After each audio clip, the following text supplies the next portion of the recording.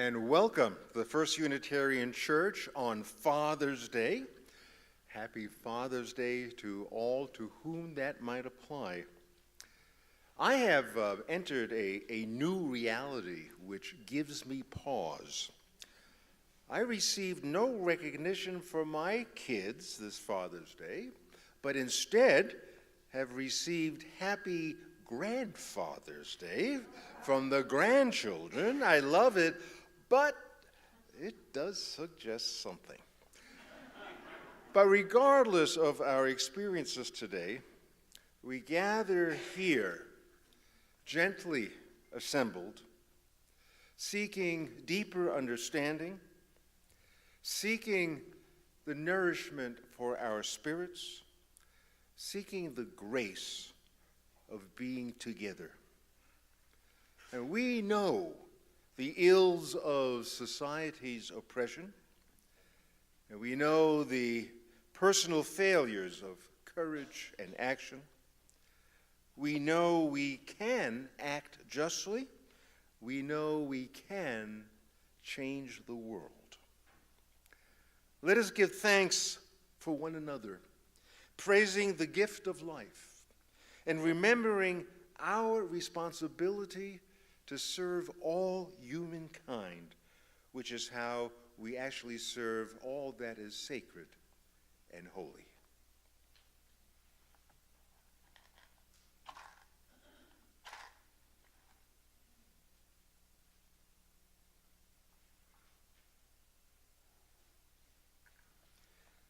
Symbol of light and of knowledge, symbol of warmth and freedom.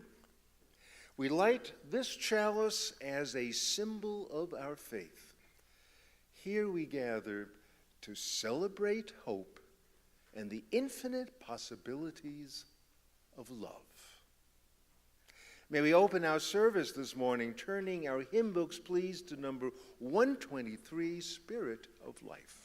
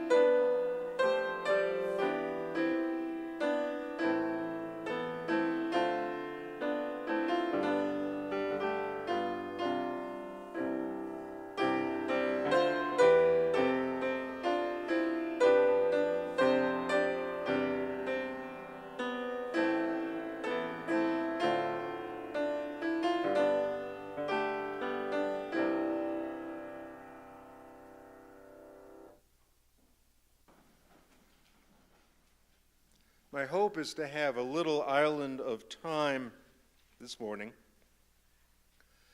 to reflect on some age-old questions that still carry enormous relevance for us today.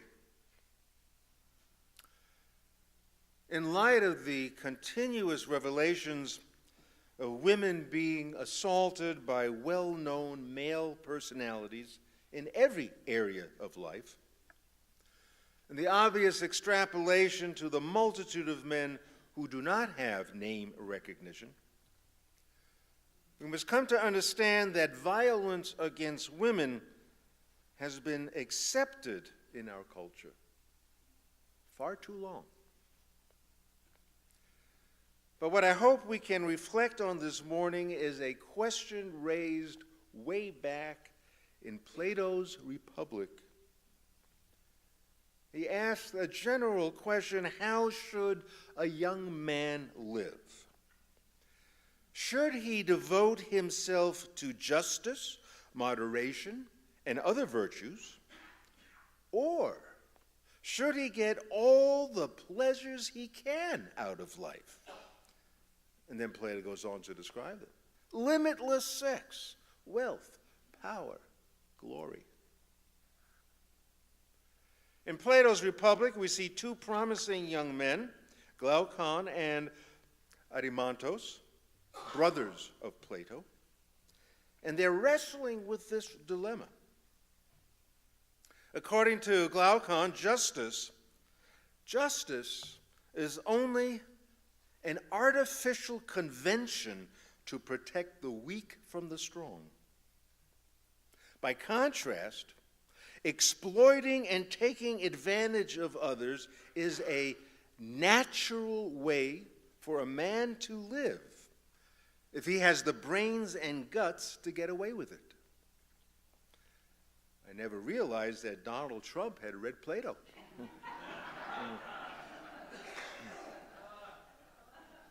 Now, Plato furnishes some proof.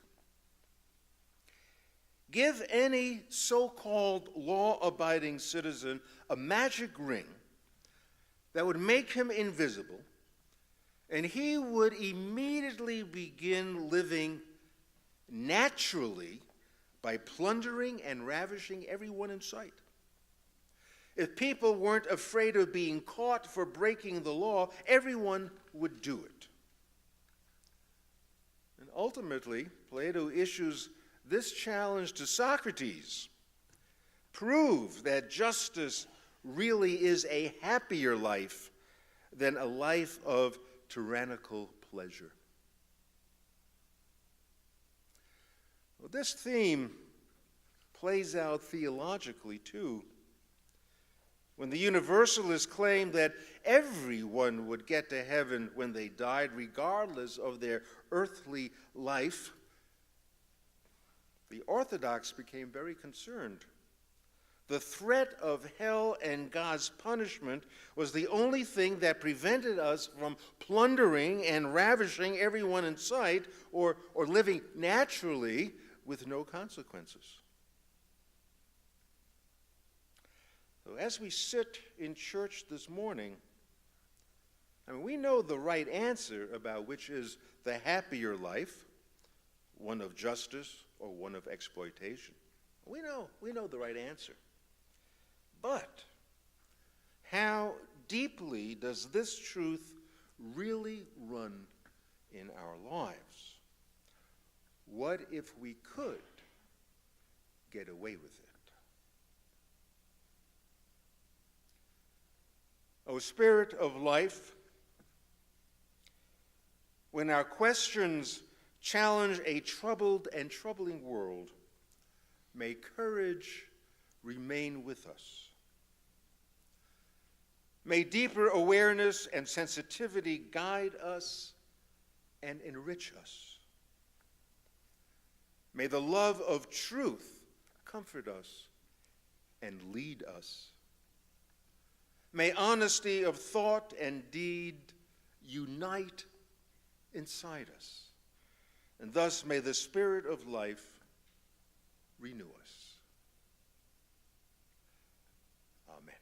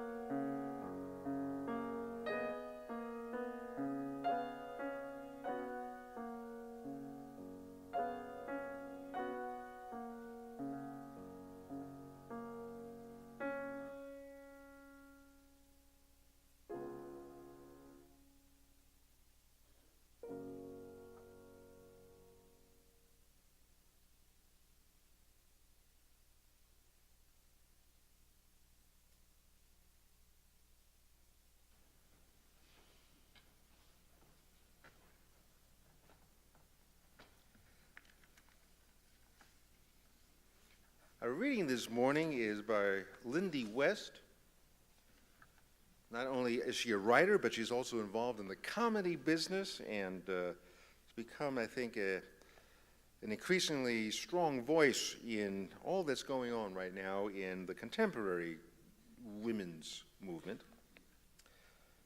It's a current piece, but she starts off by writing or remembering in 2013, the year 2013, in the stylish atrium of a Seattle ad agency, I moderated a panel for the 3% movement, an organization founded to address the dismal statistic that at the time of its beginnings, only 3% of advertising creative directors were women.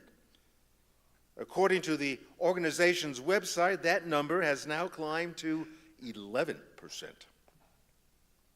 There were 3 women and 1 man on the panel. The audience was almost exclusively women. Our conversation was wide-ranging and sometimes contentious. We talked about the implications of men sculpting women's insecurities to maximize corporate profits, and how even a gender-blind application process isn't a perfect fix in a society that punishes feminine boldness and confidence. Whenever talk turned to solutions, the panel came back to mentorship. Women lifting up other women. Assertiveness and leaning in, and ironclad portfolios, and marching into that interview and taking the space you deserve and changing the ratio, and not letting Steve from accounting talk over you in the meeting. During the closing question and answer period, a young woman stood up. "I'm sorry," she said, her voice electric with anger, "but all I've heard tonight are a bunch of things women can do to fight sexism. Why is that our job? We didn't build this system. This audience should be full of men." Well, that question, why is it our responsibility to fix the system that victimizes us, has dogged me ever since. I thought about it when I sat on an all-female panel in front of a mostly female audience, talking about how to fix gender bias. I think about it every time a reporter asks me how victims of internet trolling can make ourselves safer online. I think about it when abortion rights are framed as men's to take away, but only women's to fight for.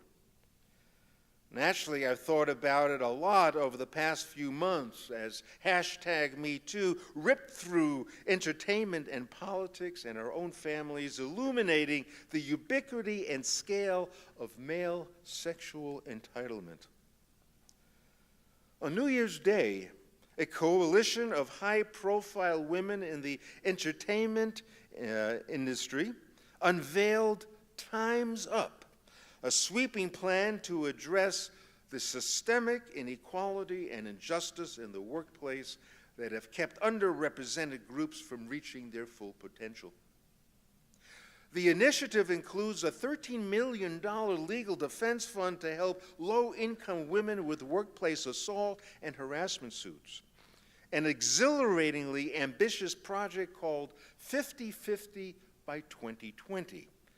That's urging entertainment companies to commit to gender parity in their leadership structures in the next 2 years, and teams of lawyers taking smart legislative aim at targets like non-disclosure agreements.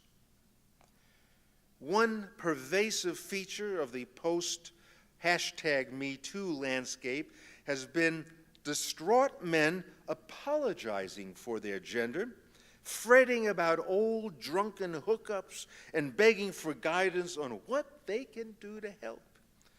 Of course, it took only moments to transform a mass catharsis into an emotional labor factory. Okay, fine. You know what you could do to help? Everything. How about Matt Damon refuses to show up to work until his female co-stars are paid as much as he is? How about Jimmy Fallon refuses to interview anyone who has been credibly accused of sexual assault or domestic violence? How about Robert Downey Jr.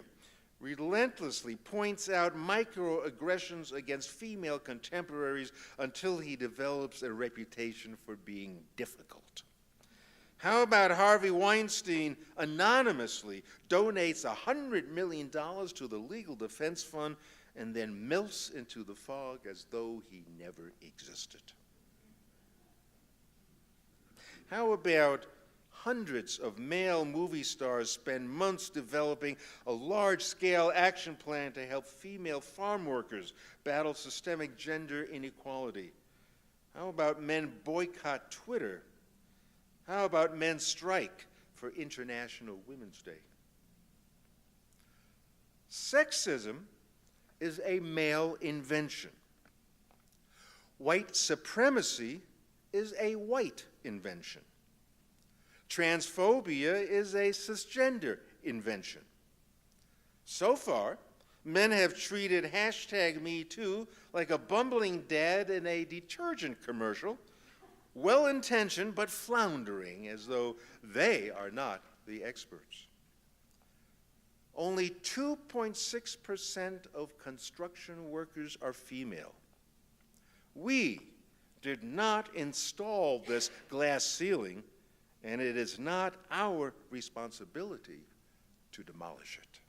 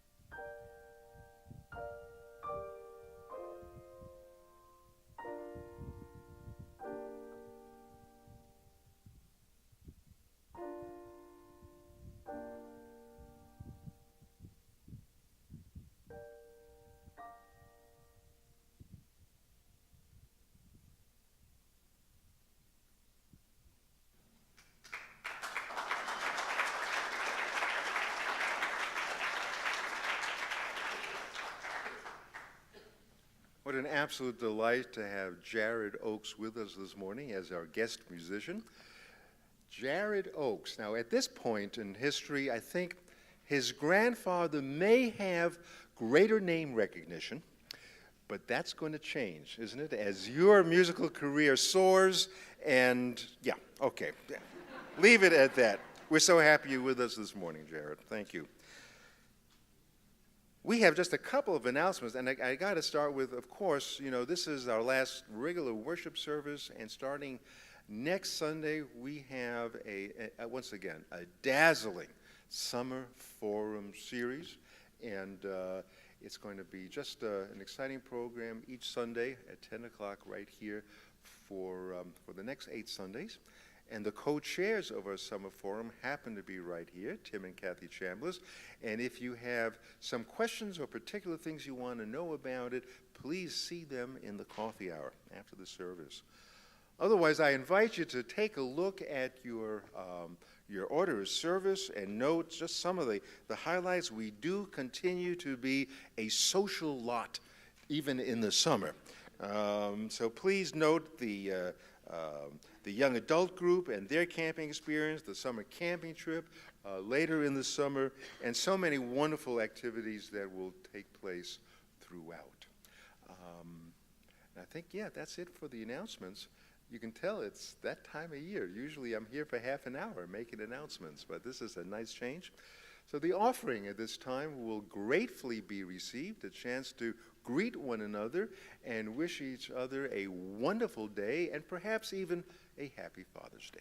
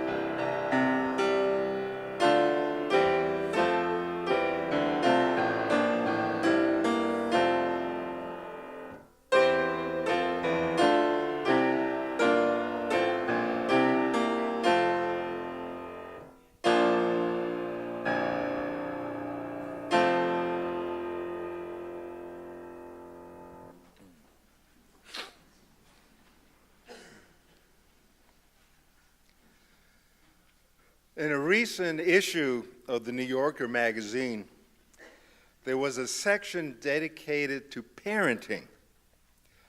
A short piece by Chang-Rae Lee, a writing professor at Stanford University, drew my immediate attention. It was called My Father's Face. The title jogged my memory of an old Leo Kottke song by the same name, My Father's Face. He sang about his irritation of looking into the mirror and seeing his father's face. After the long, long journey of separating from his father, becoming his own man in maturity, standing proudly on his own 2 feet, but as he aged and looked into the mirror, he saw his father's face. Now, while in my 20s, I never thought that could be possible. And now, well, I greet my father routinely on many a morning. But Chang-Rae Lee's essay on My Father's Face took a different tact. For me, it was pretty nostalgic. He wrote about a childhood memory sitting on the toilet seat, brushing his teeth while watching his father get ready for work. Here's a portion. My father would turn on the taps until the water ran warm and then liberally splash himself as he bent over the basin, sprays of water dotting me. Like seemingly all Korean men back then, he wore a ribbed tank top beneath his dress shirt, and the shoulder straps would get a little damp as he wet his face and ears and neck. He built up a load of soapy lather and got to work, roughly polishing the sides of his nose and his cheeks in a circular motion, and radiating outward to his ears, using his index fingers and thumb to scrape the nooks and whorls. Making a rake of his fingers, he scoured behind his ears, then shifted to the back of his neck, tilting his head slightly to each side to bear it for forceful soaping. The description went on, but culminated in the fact that, 45 years later, he, the son, would be washing his dad. Shangri Lee was certainly not the only boy who intensely observed his father's early morning ablutions in order to learn what men did to prepare for the day. I mean, after all, we had to learn the rituals for the time when we would no longer be boys. My fascination with my father, as I studied him from the vantage point of the toilet seat, was the art of shaving.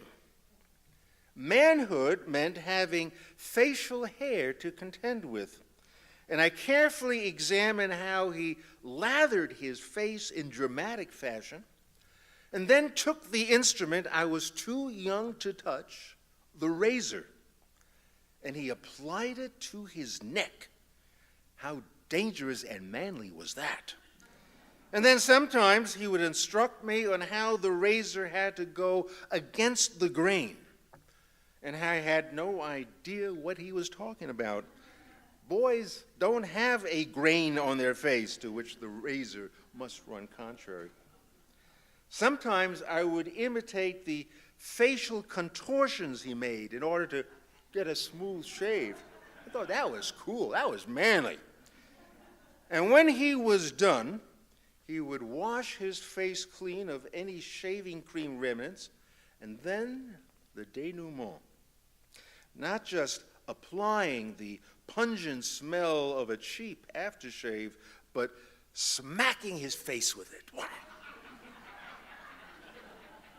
For me, manhood was crystallized in this daily ritual. Now, I've always considered Father's Day a mere afterthought to Mother's Day, which was really the important celebration.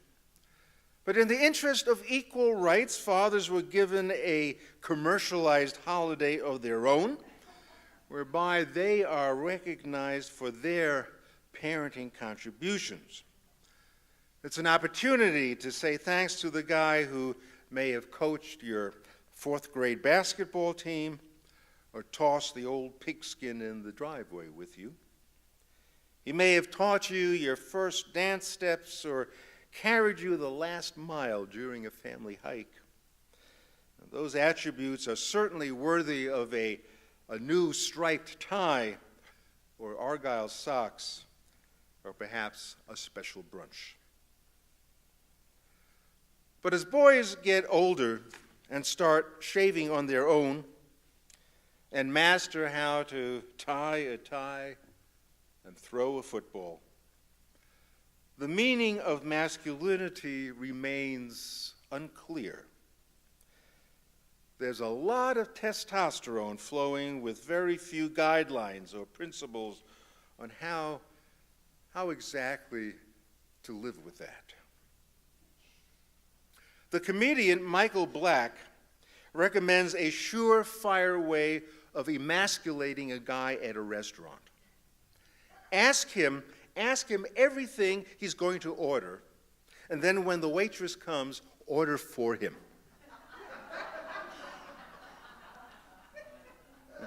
What makes that funny is that it shouldn't be that easy to rob a man of his masculinity. But it is. Men and boys are trapped in the same suffocating and outdated mode of masculinity. Manhood is measured in strength. There's no way could be vulnerable without being emasculated. Manliness is about having power over others, which is how our president demonstrates his manhood by disdaining women and people of color and the disabled. This style encourages men who teeter on powerlessness as women advance in education and the workplace. These men are asking, isn't there anything these days that could be considered simply a male preserve? There's currently a movement afoot in Silicon Valley calling for male separatism and ending efforts at gender diversity. Since women are ostensibly ruining the tech world in their witch hunt to get men fired by the dangerous human resource departments, a radical subculture has been formed to simply end gender parity. This movement, it may not surprise you, is gaining strength. Now, I recall a similar response to the gains made during the women's movement some 25 years ago. Never quite certain what masculine really meant in the first place, let alone what it meant to be male in the new list of demands made by women who had become frightfully busy in pursuing their new careers. Suddenly men were expected to do more, from changing diapers to running a vacuum cleaner. Not only was the meaning of manhood becoming less clear, we were also supposed to somehow honor our inner feminine. What was that? The antidote was forming men's groups. In the early 90s, a genuine, bona fide men's movement was underway. Our worlds had been turned upside down by professional women who wanted it all and we men needed to talk about it. And so from 1991 to 1993, I facilitated a men's group in this church, and men came, my God, from all over to understand this changing dynamic of what it now means to be male. Guys had never really discussed this before, and so we turned to newly minted gurus of the men's movement at that time, like Robert Bly, we read Iron John, Sam Keene, Fire in the Belly, and Robert Moore and Douglas Gillette, king, warrior, magician, lover, rediscovering the archetypes of the mature masculine. That's what we needed. This language, though, these concepts blew our minds. Our fathers may have taught us how to shave, but they didn't give us a clue about being warriors and lovers. What on earth was mature masculinity supposed to mean? Well, one of the exercises our group performed, it was kind of a homework assignment for that week, was to prove our maturity and ability to care for others by picking up the phone, what women do so easily, calling a friend just to chat, to see how he was doing. Now, men didn't have much use for phones, but we were going to try calling at least one friend to show that we cared. Now, all the men in the group reported back virtually the same experience. It went something like this. Hello, Bill. This is Tom. How are you? What do you mean, what do you want? I'm just calling to say hello, see how things are going. No, I haven't lost my bleeping mind. Can't I just say hello?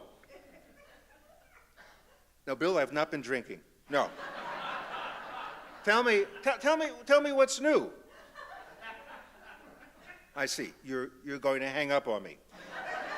No, I know. I appreciate that. I don't need to borrow a thing. Thanks, Bill. It was good talking to you.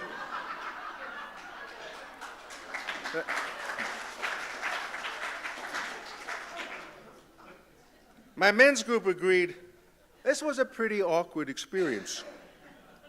But we also began to wonder why expressing care made men feel so vulnerable.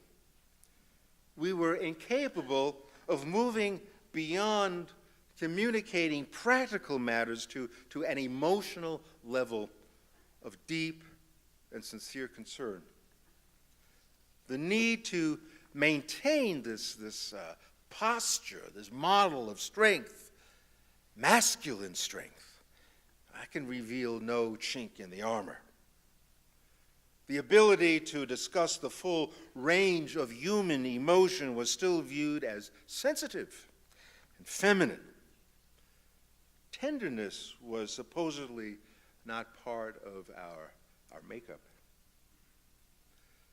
Seeking language to help better communicate among ourselves and arrive at some understanding of what it meant to be male, we read and discussed the nuances between being fierce, as the gurus were telling us to be, and violence, as the gurus told us would point to some danger.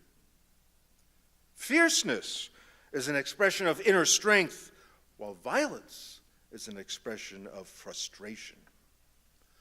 We were instructed that lovers still needed to be fierce, and it was better to fight, that is, have an honest struggle between men and women, than to be in a relationship with an uncomfortable peace. Men, we were told by Sam Keen, have been battered and injured and crippled by the gender system. Men must grope their way through the social roles we were indoctrinated to play, struggling to fill thousands of impossible expectations. We're supposed to be competitive and gentle, ruthless and tender, efficient and sensual, taking care of women and treating them as equals. Men have accumulated a sizable burden of frustration and rage. We have bitterness that we must address. So one night, as our men's group was discussing fierceness and bitterness, one member who was new to the congregation shared a bit of personal information.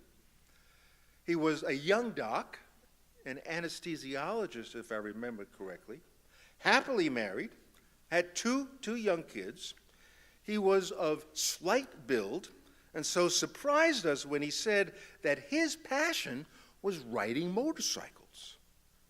Well, we thought this was terrific. Wow, way to go, man. But then he said, well, I used to ride motorcycles. My wife won't let me ride them anymore. Oh, man, that was like throwing red meat at a hungry lion. Oh, did we become fierce on his behalf and prompted him on the bitterness he must share with his wife. No more uncomfortable peace could be tolerated in his marriage. At the next meeting, he reported that thanks to the help of us guys,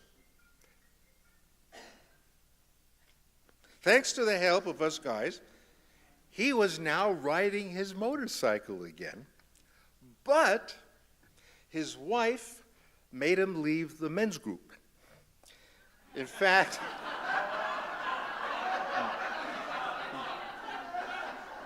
she made the whole family leave the church. After making his announcement, he stood up, walked out on the group, and I never, ever saw him again.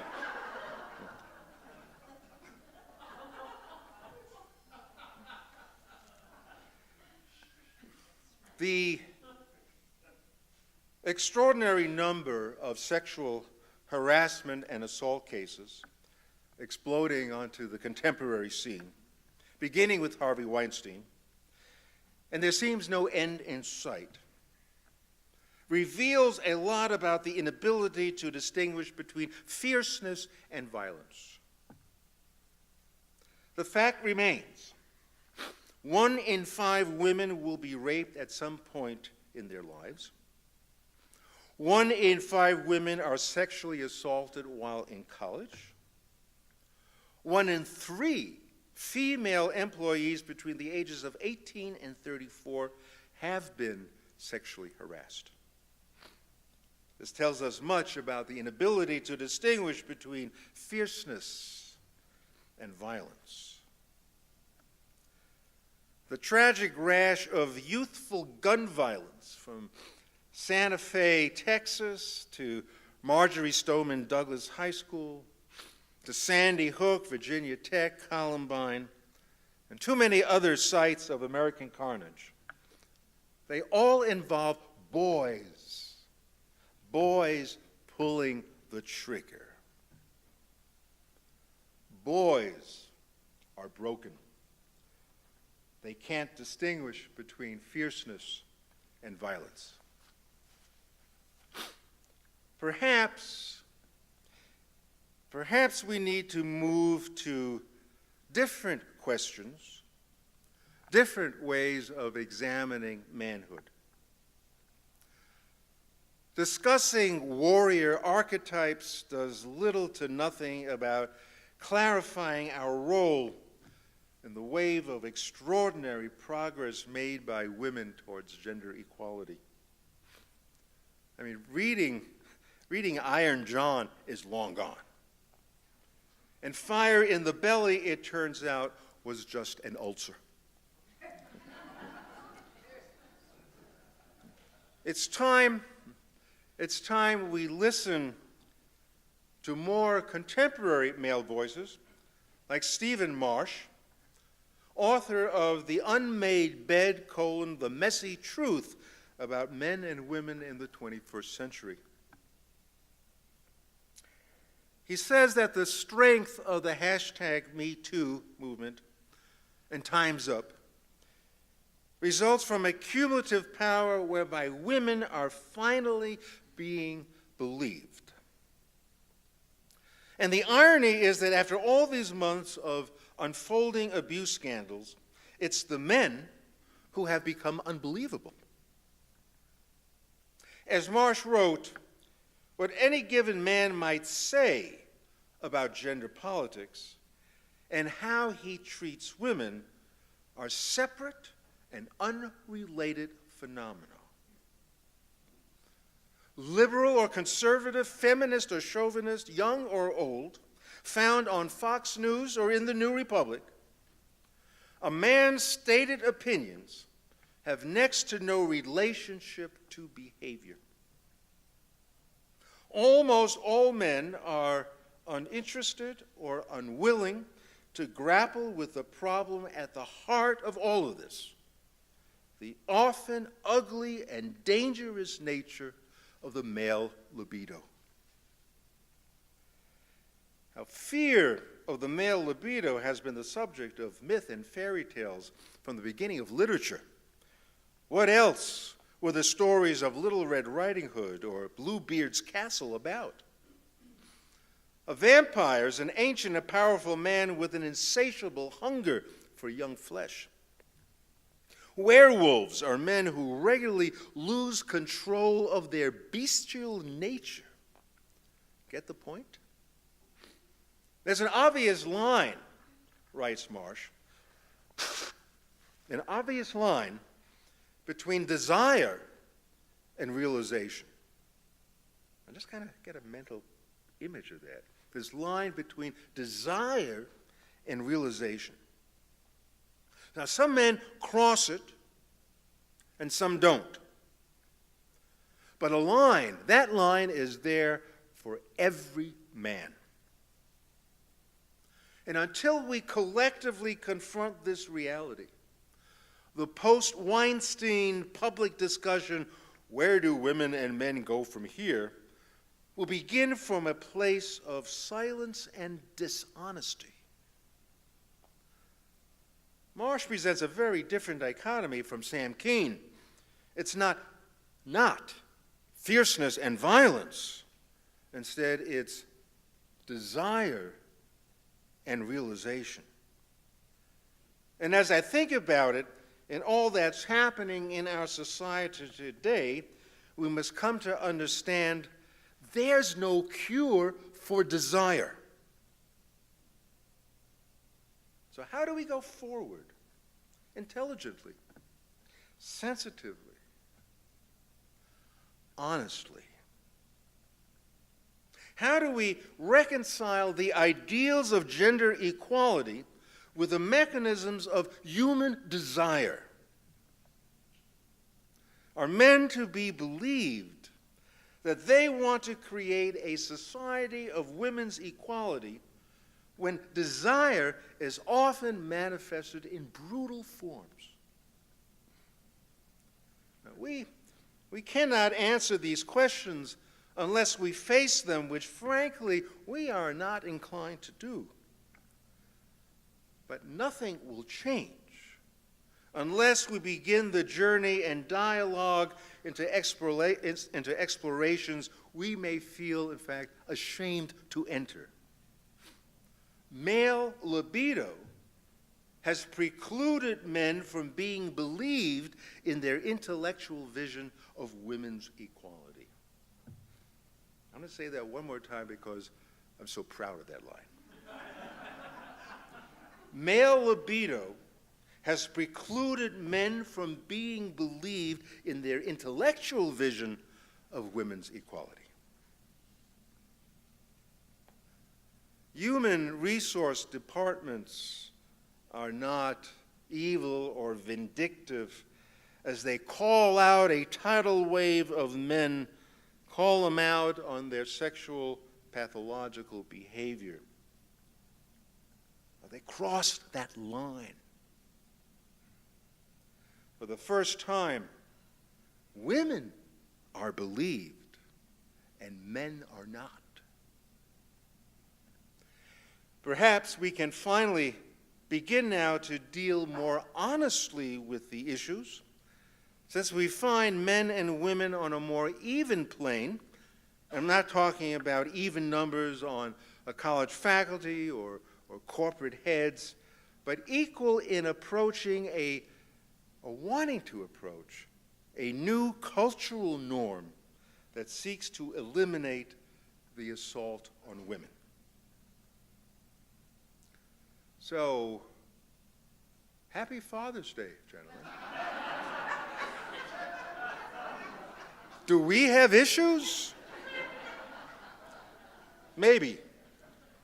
But perhaps we can begin discussing them a little more honestly. So be it. Can we conclude our service?